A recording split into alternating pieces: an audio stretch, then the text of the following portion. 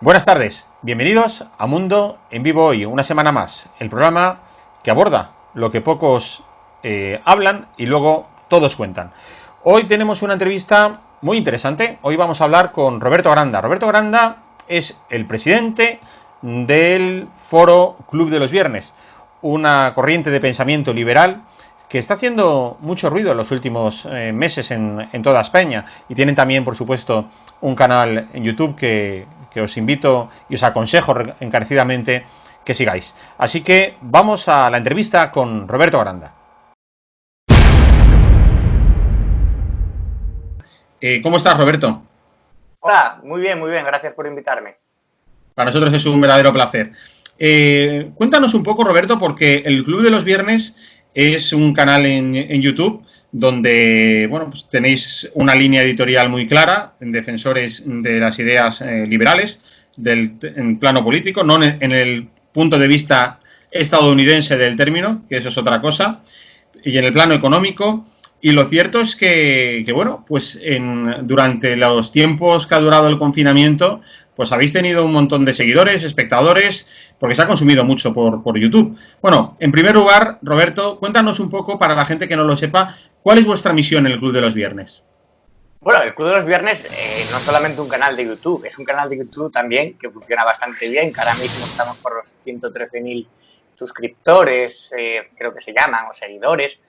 Y es un movimiento cívico, es un movimiento, un laboratorio de ideas liberales, de unas personas que se unieron o nos unimos en un principio, hartas de que los políticos tuvieran demasiado poder, que el Estado acumulara demasiado poder y la subida o el ascenso de algunos populismos que pueden luego desarrollarse en totalitarismos si no se descontrola. Y por supuesto nosotros solemos decir que somos liberales de amplio espectro. Quiere decir que no, el término liberal engloba muchas cosas, menos lo que nos quieren decir que es ultraderecha, que eso no, pero bueno, hay liberales clásicos, herederos del constitucionalismo de Cádiz, y luego también hay liberales progresistas, liberales conservadores, y eso, sobre todo somos un grupo, un movimiento cívico apartidista. Yo por lo menos, incluso como presidente, no me sentiría cómodo, no creo que sería ético que hiciera campaña a favor de ningún partido político, ni me posicionara pidiendo el voto por un partido. De hecho, yo no milito en ningún partido, y si lo hiciera creo que sería incompatible, porque si estamos al margen de ello, no podemos estar también dentro. Por eso, si alguien en el Club de los Viernes está metido en algún partido político, siempre está en un segundo plano. Y lo veo bien, porque tenemos que dar caña y criticar a todo lo que sea criticable. Evidentemente, ahora lo que más nos preocupa es la deriva nacional populista que hay en España. Y respecto al canal, bueno, yo creo que la gente, los medios tradicionales han perdido credibilidad, los espectadores han visto que la realidad iba por un lado y la verdad de la pandemia por otro, y que los medios de comunicación se empeñaron en seguir continuando el relato gubernamental, muchas veces de forma a veces abyecta, yo creo, ocultando la información. Y entonces se consumió mucho durante el confinamiento. Al estar la gente en casa se usó mucho YouTube, se usó mucho Twitter, se usó mucho WhatsApp. Había, digamos, un subsuelo de información, si lo podemos llamar así, una corriente alterna de información que hacía que al gobierno se le escapara y le ponía nerviosísimo. Por eso quería controlar las redes, por eso quería controlar Twitter, censurar los canales, pero bueno, es muy difícil, es como ponerle puertas al campo, no puedes controlar toda la vorágine de información, todo el torrente de información que llega a través de las redes, o sea que el gobierno, eso yo creo que es una batalla perdida. Sí, sí, y desde luego, como tú bien comentas, una de vuestras misiones es precisamente la defensa de las ideas, bueno, el concepto liberal de lo que es, bueno, el comportamiento del Estado, de la sociedad, etcétera.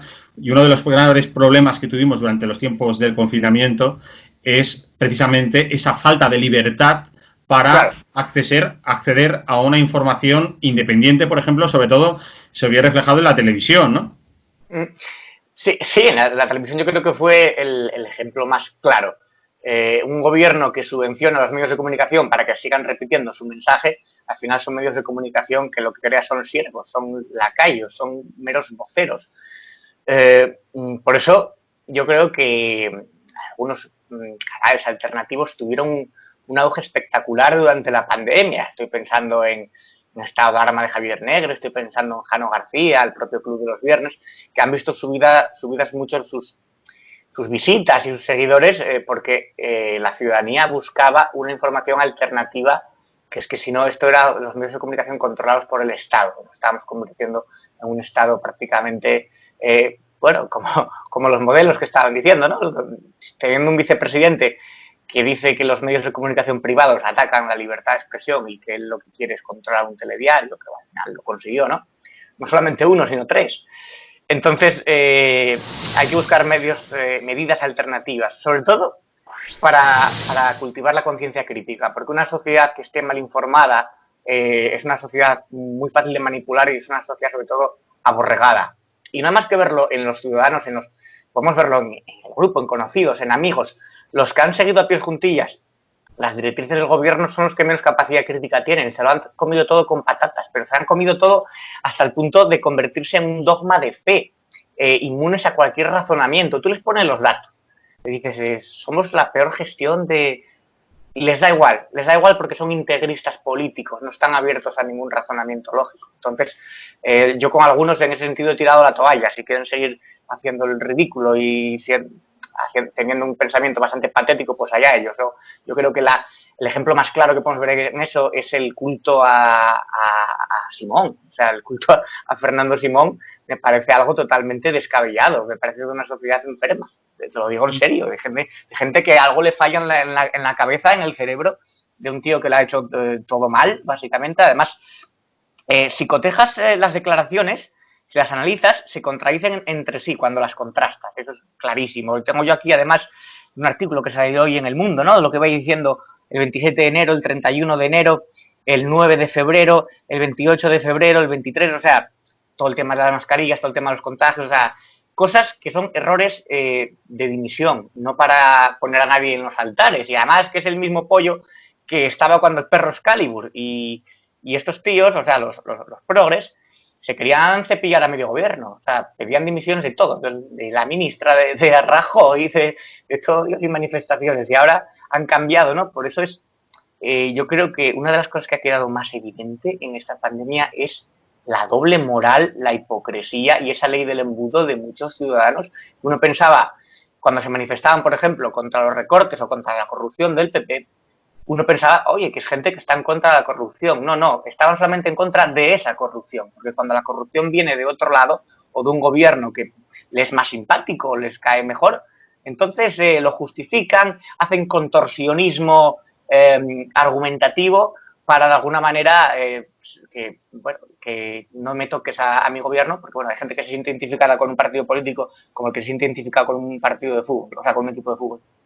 Y además, que es que no hay que olvidar, ahora que estabas hablando tú de lo de Fernando Simón, que si no me falla la memoria, a lo mejor se nos escapa alguno, pero en todo el mundo ha habido 7 países que han destituido a sus responsables en materia de salud y de sanidad. Estoy hablando, por ejemplo, del caso de Nueva Zelanda, que era un país modelo en la gestión del coronavirus. Destituyó a su ministro de Sanidad por no ser coherente con lo que predicaba.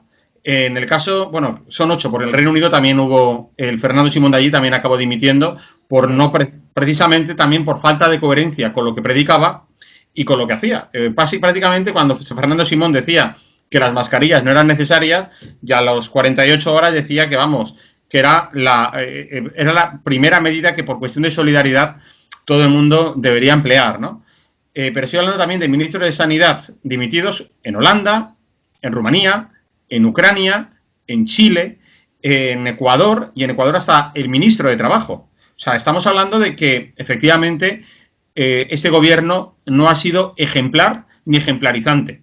No ha sido ejemplar en la gestión de cómo llevó a cabo la crisis, pero es que no ha dado ejemplo. Claro, es decir, cuando uno piensa en esas responsabilidades políticas que se les exigía a Rajoy cuando estaba al frente del PP y en el del gobierno del PP, y se pedía pues que asumiera sus responsabilidades por las famosas sentencias de Gürtel, etcétera, y Ciudadanos fue consecuente porque dijo que dejo de apoyar al gobierno de Rajoy, y sin embargo es impresionante cómo, bueno, se han muerto 45.000 personas, por redondear en una cifra, Sí.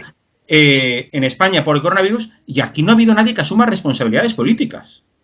No, es terrible. Y además, no solamente que no asumen responsabilidades políticas, es que hay un punto en que yo creo que tratan a la ciudadanía como seres, como minusválidos mentales.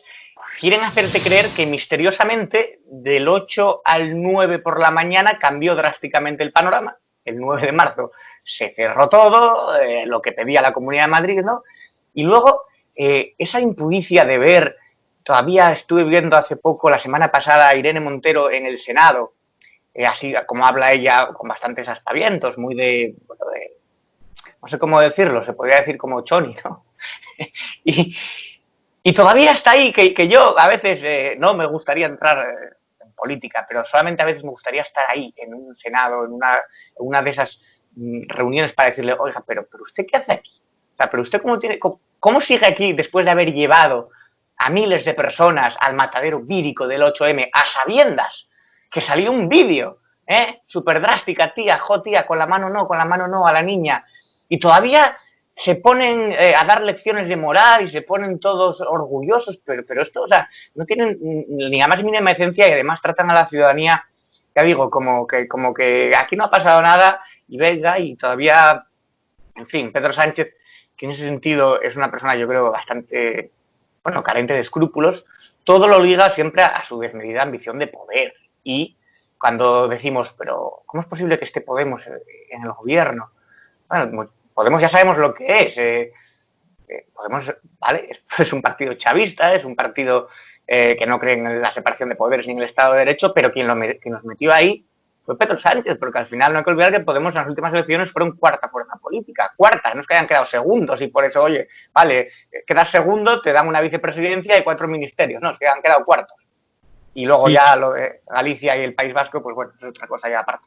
Precisamente en esto de que tú estás apuntando, o sea, así como hace un tiempo había gente que decía que a medida que se fuera complicando la situación económica motivada, bueno, pues por la crisis del coronavirus, pero también por la mala gestión que está llevando este gobierno, y los ERTES se transformasen en ERES y hubiese que hacer recortes y bueno, y todo lo que está por venir en los próximos meses, había gente que decía que bueno, pues que sería aquello, el momento en el que Podemos se acabaría descabalgando del Ejecutivo. Pero yo no lo tengo tan claro. O sea, es decir, yo estoy seguro, o estoy casi convencido, de que Pablo Iglesias, o sea, él tiene asumido de que Podemos es suyo, es su partido. Que Claro. si él muere Podemos. O sea, él no No, se... A él la sigla le da lo mismo. Se ha visto que le da lo mismo lo que ha pasado en Galicia o en el País Vasco. Él, es decir, la vida de Podemos es completamente paralela a su propia existencia. ¿Eso qué claro, significa? Pues que él, vamos, no se va a ir ni con agua caliente del gobierno, a no ser que sea Pedro Sánchez quien lo eche. claro, no, y si muere matando, es decir, y luego todo eso de los círculos, las asambleas, iban a decidir los inscritos y las inscritas, todo eso es un camelo para idiotas, o sea, eso es básico de populismo. Es que además cogió el ABC punto por punto de lo que hizo el chavismo, incluso el término casta, ¿no? Los de arriba contra los de abajo, el pueblo, esa cosa intangible que piensa que es el sujeto de derechos, y no, porque el pueblo no es sujeto de derecho de nada, pero es que Pablo Iglesias, por ejemplo, un tío que llegó al poder, que ambicionaba tanto el poder, que lloró de esa manera cuando llegó al poder con Echenique, y eso no lo va a dejar tan fácilmente. Es su verdadera ambición. Él está imbuido por las series que ve, de Juego de Tronos, etcétera, y considera la política eso, pues una manera de hacer, incluso de descabezar gente si es necesario, metafóricamente, porque estamos en Europa en el siglo XXI, pero bueno, yo siempre digo, lo que ha librado a gente como Espinar o Rejón de acabar con un payo tras la nuca es que estamos en la época en la que estamos ahora mismo. Pero vamos, bueno, se me fue lo que te iba a decir, no me acuerdo, dime tú. No, pero bueno, es decir, dos consideraciones en la línea de lo que argumentar que tú también estás haciendo. Es decir, tú estás hablando efectivamente de la capacidad o no, de la ausencia de capacidad crítica de la gran mayoría de la ciudadanía española. Sí. Y eso lo quisiera yo enlazar con la famosa frase que se ha convertido casi en un aforismo de que tenemos a la juventud como la generación joven mejor preparada de la historia de España. Y es falso. Es falso. De hecho, yo no tengo ningún respeto por la generación que votó a Podemos. Es decir... No, pero quiero decir además que es falso porque yo, que soy profesor de universidad, lo detecto. Es decir, aquellas personas que son capaces de tener un espíritu crítico y quienes son completamente acríticos. Es decir, que son acéfalos. Que vamos, su capacidad de pensar es completamente nula. Es nula, claro. La nada. Pero... Entonces, entre esa sociedad que tenemos actualmente y la que teníamos en la España de hace 100 años, lo único que cambia es que, bueno, pues que hay más gente que tenga un título, pero eso no le da nada. Posiblemente, perdona, había menos paro hace 100 años que el paro que hay ahora. Decía mi padre que en su clase el más tonto hacía relojes, que estamos hablando de los años 50, y como eres profesor universitario te darás cuenta, estarás de acuerdo conmigo, que no es la generación mejor preparada, en todo caso será la más titulada, pero es que un título realmente no te da nada.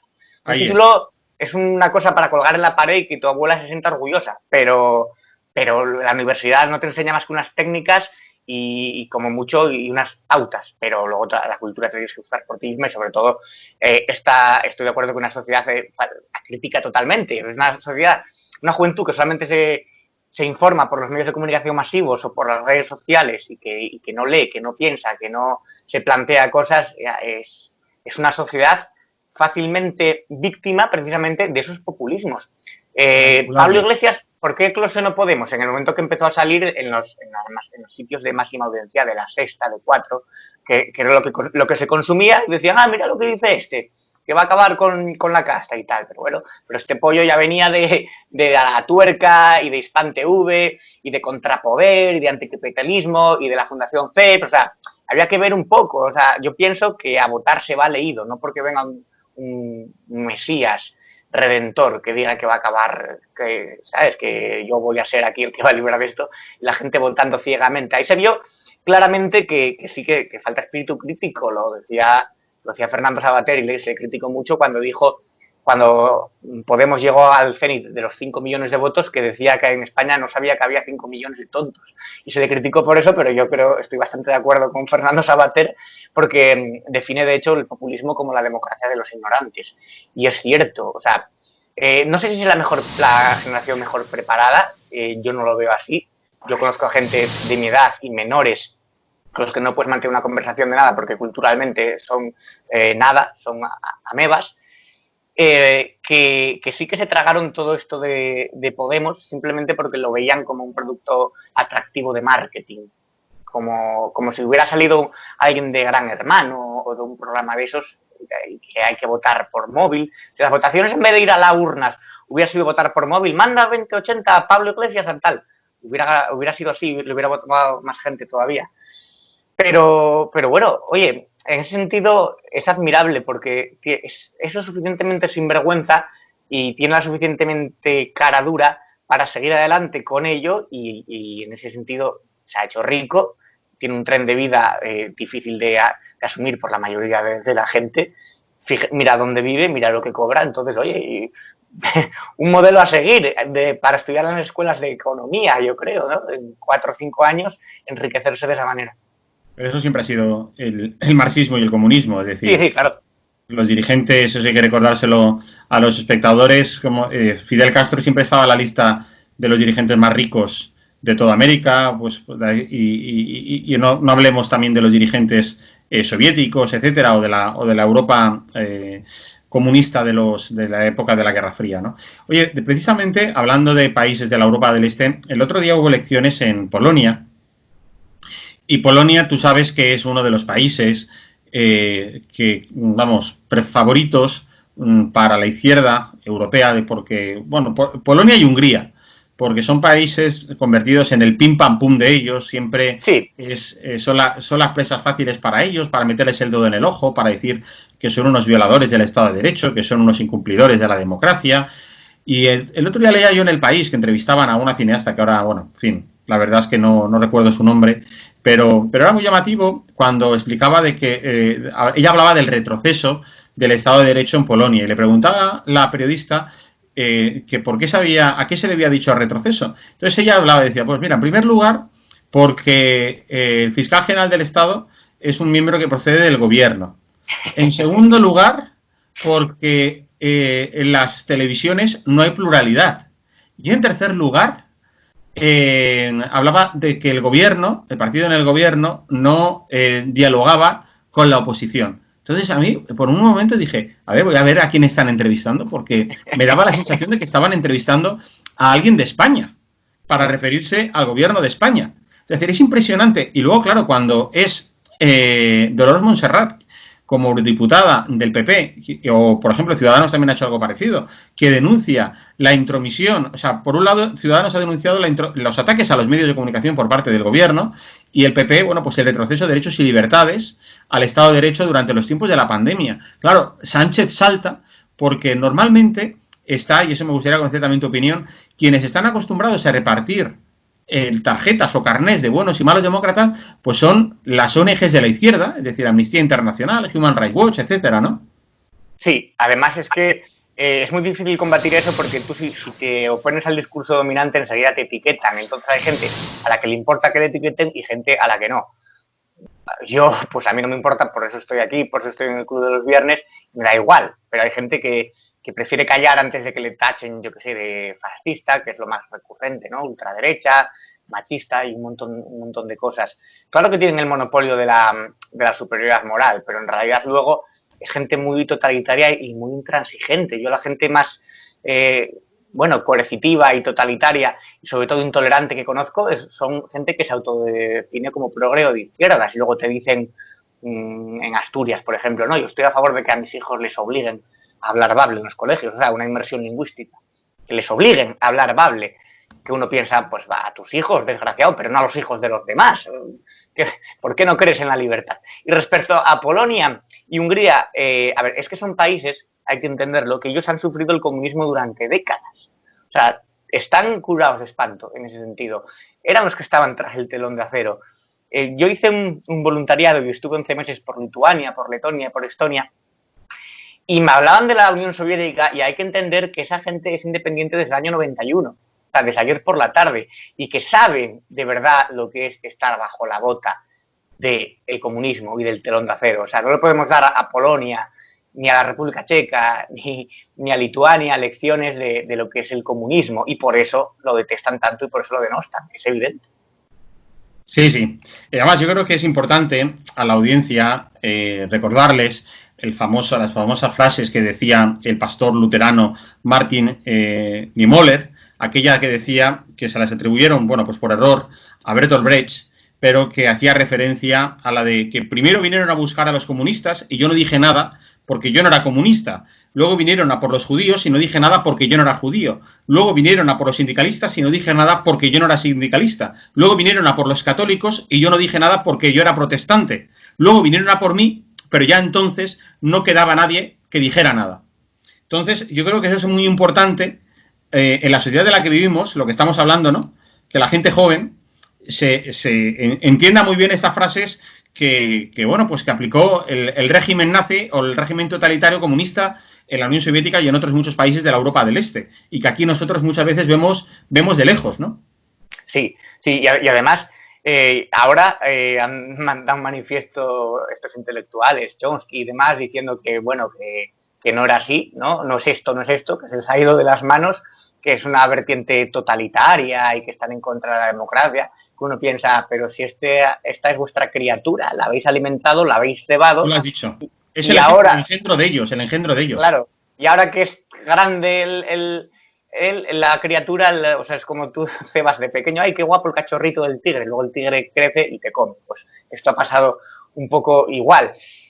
Es que realmente yo creo que tratar de luchar contra este tipo de pensamiento único y de pensamiento que lo engloba todo es la verdadera resistencia y es la verdadera disidencia. Todos estos que van de antisistema, todos estos que van de rebeldes, están siguiendo el juego al pensamiento dominante y al pensamiento que ahora mismo lo engloba todo, y somos los que de alguna manera, los liberales, o los que no nos conformamos, los que parecemos aquí, que estamos batallando y que estamos queriendo dar la batalla de las ideas para romper la brecha del monopolio de la verdad, ¿no? Porque ya hay hasta ministerios de la verdad, para explicar que el pasado no tiene una sola lectura, si te cambian el pasado, incluso ser un vallador contra la barbarie.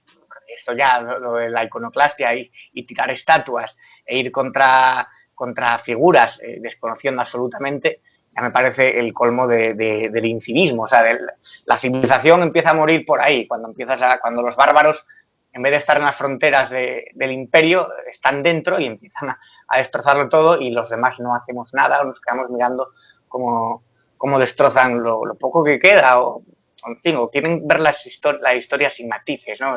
Es como son una mente infantil, todo es maniqueo, todo es blanco-negro, todos buenos y malos. Pues ¿y este que era bueno o era malo? ¿Era fascista o era antifascista? Sí, son todo clichés, topicazos, ¿verdad? Frases huecas. Mira el otro día lo que decía cuando se reunió Pedro Sánchez con el primer ministro holandés, el Mark Rutte, le comentaba, le dijo ¿para qué quieres el dinero? Y le dijo, el dinero es para inversiones verdes, para superar la brecha tecnológica y para la inclusividad, por cuestión de justicia. Claro, y le dijo, mira, es decir, el dinero es a cambio de hacer reformas. O sea, a mí no me digas que el dinero lo vas a destinar a inversiones, es decir, a gasto, no sé, medioambiental, pues porque al final eso es una cuestión de política tuya o puede no serla. Es decir, pero lo que tienes que hacer es decir, si tú quieres, porque el otro decía, es que es una cuestión de solidaridad, que casi de deber moral. Claro, le dice, no, perdona, solidaridad es la que tienes tú que tener conmigo, con Holanda, es decir, comprometiéndote a que vas a utilizar bien el dinero. O sea, es decir, porque al final parece, no sé, es ese complejo de que yo tengo que ser perennemente subvencionado y ayudado y socorrido. Es un poco, al final, bueno, pues el complejo de país subdesarrollado, ¿verdad? Es decir, que me malacostumbro a no evolucionar por mí mismo y a depender siempre del maná ajeno, ¿no? Y que es muy difícil ir por Europa con este plantel. Es decir, es como una carta de presentación. Europa dice, a ver, pero ¿quiénes son tus vicepresidentes? ¿Quiénes son tus ministros? La única más o menos competente es Calviño y Margarita Robles, pero claro, es que un gobierno donde está Garzón, donde está Yolanda Díaz, que son con carné del Partido Comunista, o donde está Irene Montero en un ministerio que no sabe muy bien lo que hace, de mano hay que recortar ahí. Si quieres pedir dinero, empieza a recortar por los 22 ministerios, la mayoría de ellos inservibles, y por todas las asesorías, secretarios generales y toda la gente chupando ahí del bote. O sea, ¿qué hacían todos esos cuando la tarta de Irene Montero cantando el cumpleaños feliz? Toda esa gente vive y cobra de un sueldo público y están ahí a la mamandurria a dorarle la píldora a la ministra. O sea, 22 ministerios. El gasto público gubernamental también se disparó una barbaridad, o sea, derrochando. Luego está el tema también de las autonomías. Es que aquí y lo hace todo un poco con pólvora del rey también. Pero claro, la crisis económica fuerte llegará, y si este gobierno se va a tomar al carajo, el que se lo va a comer es el que venga otra vez, ¿no? O sea, cuando venga otra vez el PP es como el círculo, esto es como el día de la marmota. Intenta arreglar la economía y tiene que meter otra vez los recortes, la tijera y eso, pero bueno, pero yo creo que ¿Cuál es tu pronóstico en ese sentido, Roberto, en cuanto a próximas elecciones? ¿Tú cuánto le das a este gobierno? Es que van a hacer todo lo posible por agotar la legislatura, y de hecho, incluso por perpetuarse más en el poder. Si fuera por ellos, están copando las instituciones precisamente para tener el control de todo. Lo han hecho con la justicia, lo están intentando hacer con la Guardia Civil, con los medios de comunicación. Es el modelo chavista. Sí, el modelo chavista. Pero eso se ha visto que con el tema de las ayudas europeas se vio la semana pasada. Es decir, que Europa pone firme a Sánchez, ¿eh? Claro, es que esto no es como en Latinoamérica, que sí, aquí pues la Unión Europea es nuestra última esperanza. Es que no lo sé, yo no sé si van a agotar la legislatura o si va a haber elecciones anticipadas. Lo que está claro es que, como me decía Rafa Núñez Huesca, periodista que estuvo trabajando en Intereconomía, me decía que estamos ante la legislatura más importante de la historia de España, y puede que sea real, que sea cierto por las turbulencias que hay, por la cuestión social y por la crisis sanitaria y económica, porque además son dos crisis en una, está la sanitaria y está la económica, y hay que recordar que hay mucha gente que va a salir muy quemada de esta crisis. No solamente porque hayan perdido familiares, por la tomadura de pelo de no ponerle nombre, o sea, no ponerle número a las víctimas, ¿no? Un país que no sabe ni contar sus muertos, es un país que se respeta muy poco a sí mismo. Y yo creo que ya van directamente a la provocación. Porque, por ejemplo, la semana pasada en el funeral de Estado, Fernando Simón fue con una mascarilla que tenía dibujos de tiburones y tal, una cosa muy poco seria, muy poco protocolaria, y es como recrearse. ¿Os queréis meter conmigo? Pues venga, os voy a dar para que os metáis conmigo. Yo creo que es una persona que le da todo exactamente igual y que intentan provocar más para que la gente salte. También había, creo que fue del PSOE del Senado, una chica que iba que parecía que acababa de salir de Pachá. O sea, ni siquiera un mínimo de decoro en un funeral de Estado. Y yo pienso de verdad que es una provocación para tensar más la cuerda porque les interesa, como diría Zapatero a Iñaki Gabilondo, tensión, hay que tensionar. Y en eso están. Pues oye, Roberto, estaríamos toda la tarde hablando, pero bueno, el tiempo es limitado, tú también tienes tus obligaciones y vamos a terminar aquí, pero yo espero, bueno, contar contigo otro día y lo mismo, es decir, puedes contar conmigo para cuando quieras en el Club de los Viernes. Vale, no, ha sido entretenido, ameno, también es una forma yo creo que tenemos de sacar fuera lo que pensamos, darnos la oportunidad de... Oye, hay un chaval también que se llama El Gallego Despotricando que me invita a veces a su canal, que es incluso más liviano, porque él es no tan serio, y ahí nos soltamos porque son cosas que si te quedas dentro, si te las guardas, yo creo que eso es malo, hace malo para el estómago. Sí, no, y además que yo tengo clarísimo, por lo que estamos hablando antes, que hay que hacer mucha pedagogía con la ciudad, porque si la gente se queda con lo que ve en la secta, en la primera, o no, bueno, pues a Jorge Javier Vázquez, pues claro, imagínate el nivel de alfabetización política y social que tienen, ¿no? Pero que no hay excusa, porque antes, por ejemplo, en la época de mis abuelos, había una justificación, así digamos, de cuando alguien era analfabeto, porque no tenían otra opción, no tenían otra oportunidad, no tenían opción de ir a la escuela, pero hoy es el mayor acceso a la cultura que tenemos de la historia, yo creo. Tú puedes ir no solamente por internet, tú puedes ir a la cuesta de Moyano y sacar 5 libros por 4 euros, tienes librerías, bibliotecas, librerías de viejo, tienes acceso a la información, tienes en internet también para buscar. O sea, el que se pone a ver a Jorge Javier Vázquez es una decisión porque quiere. Antes muchos no tenían otra opción, que estaban condenados, digamos, a la incultura y además así tenían una sabiduría que les daba la vida que ya quisieran ahora. Pero ahora el que es ignorante es porque quiere, o sea, son analfabetos voluntarios. Sí, es una opción voluntaria, efectivamente. Oye, pues lo dicho, Roberto, un verdadero placer. Hasta pronto. Nada, muchas gracias a ti. Interesante, ¿verdad? Las palabras, la conversación, entrevista con Roberto Granda. Pues hasta aquí nuestro programa Espacio Mundo en Vivo hoy, queridos amigos. Os deseo una feliz semana a pesar del gobierno. Hasta luego.